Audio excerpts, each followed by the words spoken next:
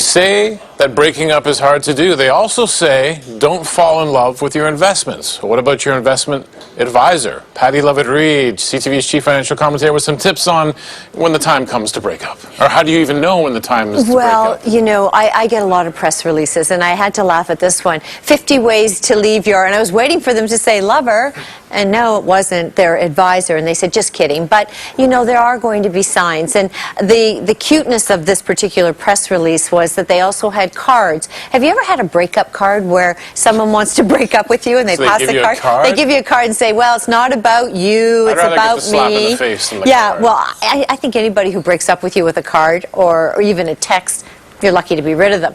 But this is a whole different discussion. But these cards, they're kind of funny. They say, it's not me, it's you. You're not a great advisor. Fare thee well, like move on. But at the end of the day, there are signs, according to Hennick Wealth Management, that your advisor's really just not that into you. And the first and obvious one is you only hear from them once a year. And you never call anymore. You never call anymore. And when you do call, you're telling me what you think I want rather than what I really want.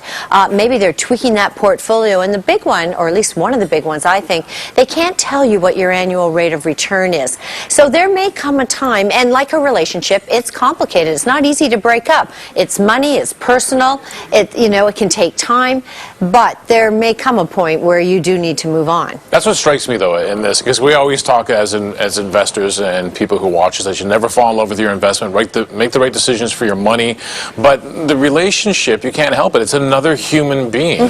And that's, I think, what makes it a little hard for people to have the guts to call them up and say, listen, this isn't working for me. Hit the road. I'm moving my money somewhere else. I can't even do that with my hairdresser. I'm afraid to say, oh, this is not exactly what I had in mind. But it is one of those things. And by the way, I think you do hit on something.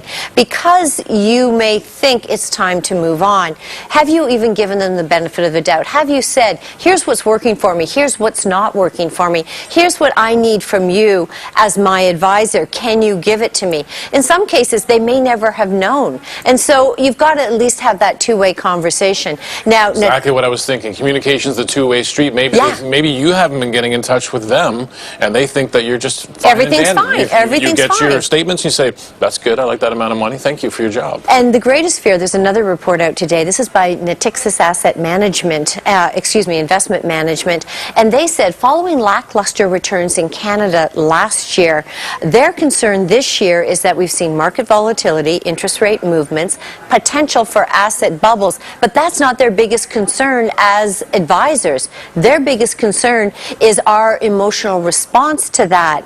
And they say sometimes it can prove very costly. You pull out at exactly the wrong time. So, it's one of those things. You got to manage it. And let's not forget, they can fire you as a client, too.